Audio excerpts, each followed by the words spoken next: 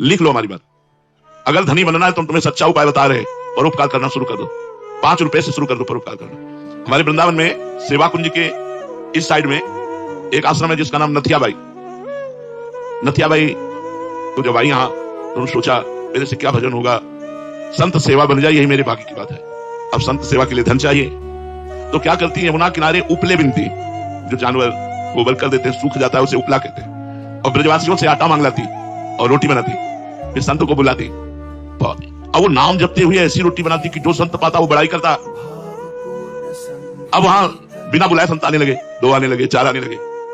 उन्होंने किसी को मना नहीं किया, कभी भी आ जाए, रात के आ जाए तो रोटी बना के देने लगी। धीरे धीरे लोगों को पता चला, वहां दाल और आटे के बोरे घी की टीनें पहुंचने लगी। धीरे धीरे आश्रम बन गया। एक दिन वो 10 वर्ष सेवा करते व्यतीत हो गए।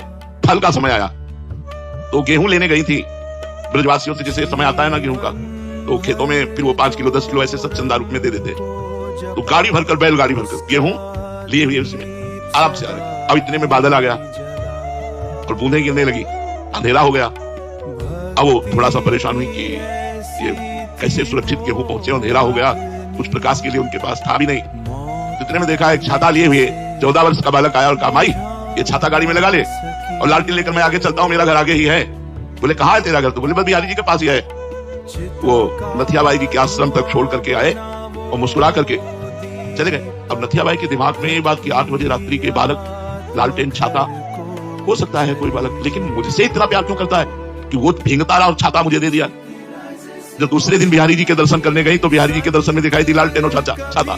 अरे बोले तू ही था, मैं समझ गया, अंदाज तो लगा रही थी पर पक्का नहीं था, आज तो पक्का हो गया। भगवान भक्त की सेवा करने वाले की स्वयं सेवा करने के लिए तत्पर रहते हैं। जैसे त्रिलोचन जी के यहाँ अंतर्यामी रूप से स्वयं संतों की सेवा की। इसलिए यदि गृहस्थ में धन पर विजय प्राप्त करनी है, धन की कामना और धन चाहिए उसकी पूर्ति, तो संत सेवा, बीमार की सेवा, गौ सेवा ये जरूर करनी चाहिए।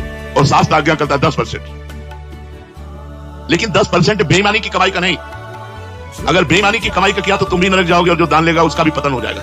अधर्म की कमाई का, धर्म की कमाई का अगर 1 रुपया भी तुम किसी को दोगे तो लाखों के बराबर होगा।